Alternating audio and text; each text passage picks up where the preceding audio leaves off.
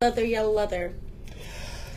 Hi everybody, welcome back to the Lighthouse Addiction Topic Show. My name is Joe. I am your host for today, and today I'm here with our very, very special guest, Jackson. Welcome. Right on. And Oh, there you go. You left me hanging for a minute. I'm sorry. It's all right. Well, today I'm really excited to be discussing something that is very personal and very, something that you're very passionate about, which is sustaining recovery. And for any of us who are in recovery, this is a very important topic. So, who better to come and talk to us on this topic than you, Jackson? There it is. How's everybody doing today? Hi, Joe. Thank you for having me here today. Yes, of course. Again, my name is Jackson. I am an alcoholic. I've been clean and sober since May 8th of 2015. Very nice. It's about 1,167 days. And sustaining that time has been both a challenge and a blessing altogether. The topic that we picked today is on that how do we sustain this recovery thing. I could tell you multiple vain attempts is what I've learned actually. Sustaining recovery is just it's always been a challenge for me. I started using back in 1994, and I got my first taste of rehab in 2004. Okay, so when you say multiple vain attempts, this isn't your first rodeo, pretty much. You've tried to do treatment, or you tried to do recovery multiple times. 5 different rehab centers that I've been to, 2 detox centers. Each and every time, it was my effort. I was done. I was finished. I'm sick of it. It's beat me down. I'm never doing this stuff again. And I'd get either arrested or I'd go into a treatment program at the suggestion of my probation. And each and every time I'd do a 30-day program, a 90-day program, and a 6-month program. And each and every time I could always, what's it called? What's the word? Conform. I could always conform to program. I see. So you're one of those chameleons, kind of like, okay, this is what you guys want to see. This is what I'm going to provide. Exactly. I know there's a problem somewhere, but again, I'm going to just learn how to control it a little bit better this time. Again, let me just get into this treatment program. Granted, I got a problem, but I'm going to just slow it down. When I get out, I'm going right back to it. Again, those reservations were always there. The actual effort to sustain was always in the tune of, I'm going to control it better.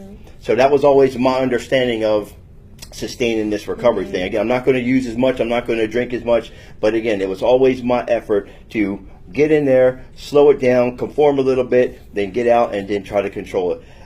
But each and every time, that control just got out of hand. It just got wild and out of control. Next thing I know, I'm arrested again, I'm possession again, I'm in a hotel again, abandoned my family again, time and time again. But every single time, I was always regretful, and I always had that desire to stop. But again, I just didn't know how to stay stopped, which leads me into the topic. Again, every time I go to these rehab centers, those guys, I expected you guys to fix me. You guys are here, I'm here now, fix me. I'm not going to do nothing. I'm just going to sit here, do the time, and again, as soon as I get out, I'll go back to doing what I'm going to do. There was really no effort to really engage in this recovery sustainment. So what was the point where you felt like, okay, I've been doing the I've been to 5 treatment centers, like, what was the point where you said, I'm in enough pain that something needs to change? Well, my last arrest was a domestic battery case. And again, I prided myself in that. Again, I was hurt and everything and devastated, but I literally remember being handcuffed and thinking to myself, at least it wasn't drugs. At least I didn't get arrested for drugs. And so, I went to get booked into custody. And when I was standing there at the booking station, they asked me, are you suicidal or are you homicidal, Jackson? And I remember just standing there at that hopeless state thinking, I'm not answering that question. I don't want to be here, but I don't want to be out there, because I know if I go back out there, I'm going to keep using. So I was at that point where I just didn't know what to do or how to do it. So I didn't answer that question. So they sat me down and they ended up booking me into the psych ward for evaluation. In that psych ward, I was there for 44 days in custody, and probably around the 20th day, they came and tapped on my glass and they said, hey, we're having an AA meeting. Would you like to come out and join us? Well, of course, let's check it out. Might as well. There's nothing else to do. Get a book and read a book. So they handed me the big book, and I began to just thumb through the big book, and which I opened up to a page 553. Just happened to stop at that page. Literally, just happened to stop on page 553, and it said AA taught him how to handle sobriety. And I kind of just breezed through a couple of spots in there, and I came across a sentence in there, Joe. And this is a real actual thing that happened to me, Joe. And it said I did quit drinking many times, once on my own, once for 10 months when I was hospitalized. They said it's no great trick to stop drinking. The trick is to stay stopped. And it was italicized. And at that moment, Joe, I closed the book, and I knew that, this is my sign right here, I knew that was God speaking through me through that book of Alcoholics Anonymous. And I knew at that point in time, I need to follow this program. I need to read this book a little bit more.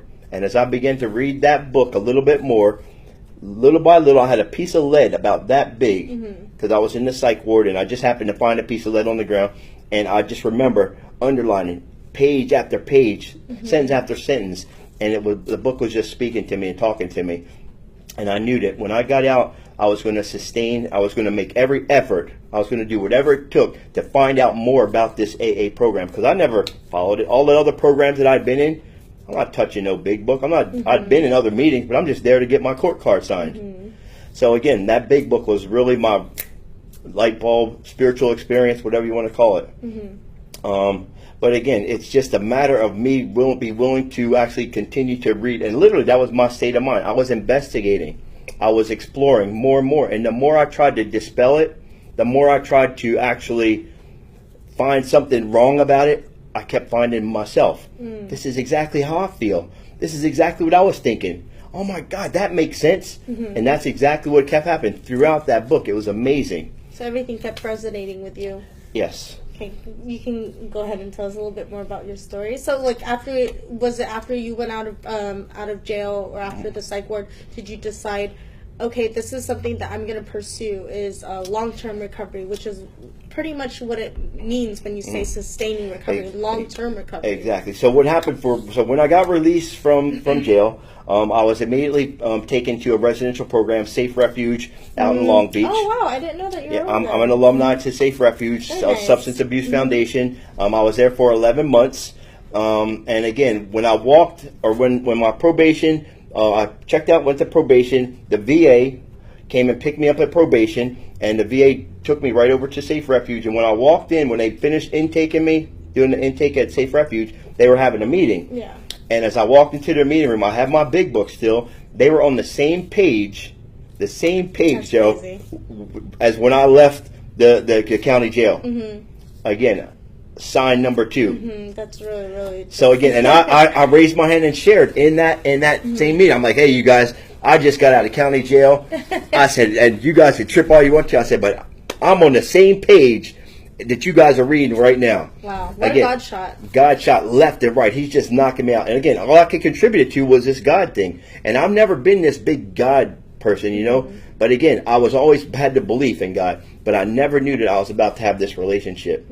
So again, in this treatment center, it kind of gave me another opportunity to settle down and to be open to more learning and more growing, because I learned in sustaining recovery, it takes a lot of learning. It takes a lot of me setting aside everything I think I know. Yeah. A lot of setting aside of my old ideas. So when we talk about sustaining recovery, we're talking about setting aside my old ideas.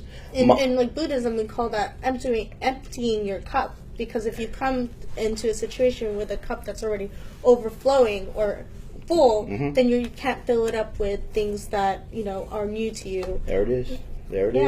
Again, exactly. And again, that would be a great start for me, because again, I thought I knew how to live. Okay, let me rephrase that. I knew how to live was being using and drinking and escaping and disconnecting. Again, that was my solution. That's how I handled, okay, if I'm not going to drink and use, then I'm just going to disconnect from society. Yeah. So then I realized that I can only sustain that for so long. Now here I am sitting in a situation, I'm clean and sober, but I'm feeling discouraged. I'm feeling empty. I'm feeling frustrated. I'm feeling lonely. I mean, these are real feelings that I would go through stone cold sober. frustration, discouragement, loneliness. And I'm sitting there thinking, if I'm going to feel like this when I'm sober, I might as well go back. And that's always been my solution to it. But again, being in a group, being in a program, and being so open and willing to hear and learn new things, I got with a sponsor right away. And that sponsor said, look, Jackson, page 52. And page 52, again, I won't go into it, but that just revealed more to me. This is exactly how I'm feeling. This is what I'm living. So in order for me to sustain this, I knew that big book, this 12-step program, was going to be a vital part. Having a sponsor who I could actually go to and ask questions about. That was another part of sustaining recovery. And I realized that it was a daily thing. Joe, if I say anything, this is the one part. So I remember the other treatment centers that I went to, okay, I never knew. I figured, okay, I really don't want to use no more. I really want to, stop. But I never knew it was a daily reprieve. Mm-hmm. It's every day. Every single day. It's like going to the gym, you got to do it consistently. It's like brushing your teeth. Exactly. It's like something even more simple that you have to do every single day. It's like brushing your teeth. Yes. And I remember relating this one time, Joe. It's so funny. Brushing my teeth. It's like, and this goes to be weird, but when you got to brush your tongue, you're like, sometimes. So it can get uncomfortable, but you do it because you need to keep up your oral hygiene. I remember making an analogy about that. I'm like, God, being in recovery, it's like brushing your teeth. You got to do it every day. Otherwise, it builds up and it builds up. And I'm like, whoa, that's it. Because sometimes you'll gag or choke, but you're getting it cleaned out. You got to trust God, clean house, help others. Mm-hmm. Again, new concepts, that were introduced to me to help to sustain this recovery thing. Those three things all together. But I wanted to quickly add, as far as the sustaining too, recovery and sobriety. Two different things. Could you explain that to our audience, please? This is something also that helped me in sustaining my recovery. Again, before, I thought it was, okay, I'm not using drugs and I'm not drinking anymore. Okay? So I'm sober. Mm-hmm. And I hear a lot of people out there in the recovery world or in recovery, and they are sober. And again, I hope I might kind of rattle some boats with this right now. That's okay. Speak your truth. Okay, let me kind of sit up for this one. Being sober is not being in recovery. To be sober just means you basically are not drinking or using. So it's a physical aspect of it. Yes. Where like, okay, after you detox, you're sober. Sober. Again, but then recovery is an internal whole lifestyle. Personal growth. It's a personal spiritual growth. All of that. So again, that recovery thing incorporates the mind, the body, the spirit. Yes. So again, I'm recovered. I'm a recovered alcoholic. Mm-hmm. I'm a recovered drug addict because I don't have that craving no more. I don't have that whole that allergy where I have that sense of obsession and craving. Mm-hmm. That's gone. Has been gone for a long time. A fleeting thought will come, but again, it's gone. But I learned that to sustain recovery, I got a spirit. I have a soul, which is equivalent to my self-will. Now, my self-will, again, is constantly going up against God's will. So now I got this God thing back again. Gosh, man, I can't seem to get around this God thing. You know what I mean? And that spiritual thing helped or became a strength for me. And I learned it. Okay, let's look at my self-will. So to sustain my recovery, again, I learned it also that my self-will has to be stepped to the side on a daily basis. That's difficult. And I also think that self-will has a lot to do with ego as well. Absolutely. Ego and pride. Yes. Absolutely. So again, when we're talking about sobriety has nothing to do with all those other little components and elements. So recovery means we're going to take a look at the whole spectrum, the full 3-part disease. And we're going to get in it, and we're going to work it each and every day through service, recovery, unity. Those 3 things it started to make sense to me. And I allowed this process to begin. So again, we go into the stay stop thing.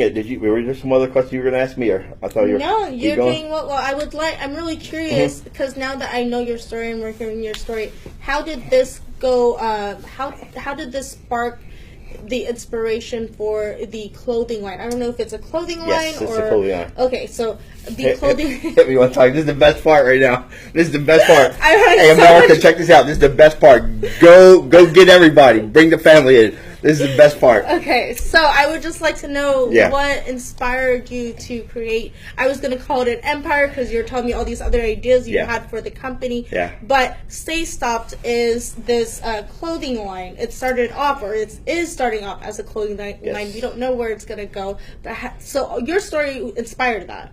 Yes. Let's talk about it. So 2013, okay, I was at another rehab called Veterans Village of San Diego. Shout out to VBSD. And the guy was facilitating. Again, I'm in a group, and the guy's like, yeah, alcoholics and drug addicts, they stop all the time. They just don't know how to stay stopped. And again, just matter of fact, just kind of just breeze right along. And I popped my head up. I'm like, what did he just say? Stay stopped. And I kind of heard it, and I kind of wrote it down, and I kind of started doodling with it. And I was like, that would be kind of a cool brand. And this was back in 2013. So again, I fast forward 2015. Remember I told you that when I was in custody and I was flipping through the big book and I saw Stay Stopped in the big book. Again, total coincidence. So 2013 I heard it, jotted it down, and I thought to myself, I want to make this a brand. Literally. So I made a Facebook page, and anybody could fact check this. Facebook, you can see 2013, I got my little renderings, my little logos of Stay Stopped, and I said, I'm going to make this a t-shirt brand. I'm going to make this a t-shirt brand, but I didn't know how I was going to do it, how I was going to carry it out. But it got reinforced. The idea was reinforced when I saw it in the big book. So now here I am in my first, in the rehab at Safe Refuge. And again, I got nothing but time at this point. So again, I began to pray about it. Again, something that I never really did. But again, I knew that this was God inspired, because here I am, 2 years ago. Now it's 2 years later, Stay Stopped, Stay Stopped. And I got the fact that God's talking to me. How am I going to deliver this? So I got into the point where I said, okay, the brand.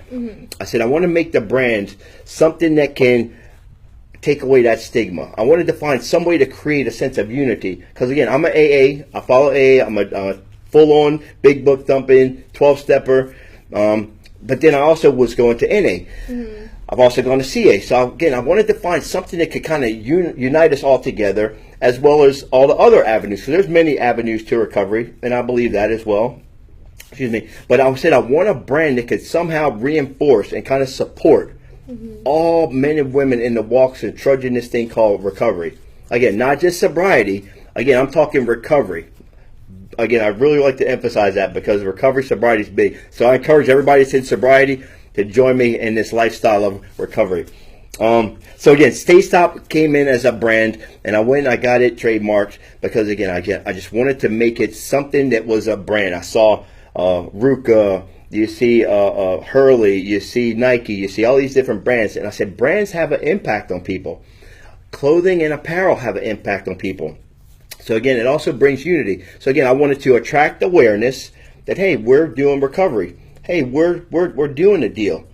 And hey, let me just share this with you also. We have a brand that can create unity. So AA people don't always get along with NA people. NA people don't always click with, and that kind of, I had a soft spot for that. So I said again, I want to create a brand, clothing brand, that's going to be able to unify all groups and all cliques of it all. So now I start thinking to myself, recovery centers, treatment centers. I got to connect with these guys. I want to connect with every treatment center across the nation. Why? Because again, I knew it took me going to multiple treatment centers. And I know this is where you guys do the real footwork of it all. You guys see the people come in and come out, come in and go out. And again, and I thought to myself, if anybody comes into a treatment center, I want to kind of give them a t-shirt. And a t-shirt kind of brightens your spirit. When you get a t-shirt, I don't know why, but again, a t-shirt or a hat or something, you get that, it kind of gives you a sense of, hey, that's a cool gift, or hey, I'm a part of something. So again, I wanted to kind of really connect with treatment centers in a sense to say, hey, look, we want to support what you're doing. We want to reinforce your efforts and everything you're doing. And we're going to give that client something to remember, something to remind that client. When he leaves this treatment center as an alumni, okay, when he goes out, he knows it's now up to him. It's now his responsibility. It's now her responsibility to sustain that recovery. Yes. And where can anybody who's listening in, where can they find information about Stay Stopped as a brand? Stay Stopped as a brand, we have a website called StayStopkedUnited.org. StayStopkedUnited.org. We also, can I tell them where my other gear is at, or can you say that? I think that should be fine, right? I also do have some merchandise. If you check out the latest thing in Costa Mesa, the latest thing. Okay, yeah. Okay, so again, I do have clothing and apparel there at the latest thing. But again, we are a nonprofit organization. 12% of our proceeds do go right back to help support treatment activities, alumni activities. Again, just to bring that added support. So any purchase that you make, any purchase, you'll see us at different events, different Alano clubs. The 202 Club Anaheim, Garden Grove Alano Club, Fountain Valley Alano Club. Shouts out to those guys. But again, we want to help support those clubs as well. Perfect. Yes. Awesome. And thank you so much for coming by. Thank you so much for being here. I love it. I love you, man. Joe's the best, man. Thank you so much. Thank you for having me. Thank you for our audience for tuning in. God bless, man. Check you guys out next time. Stay stop, yo.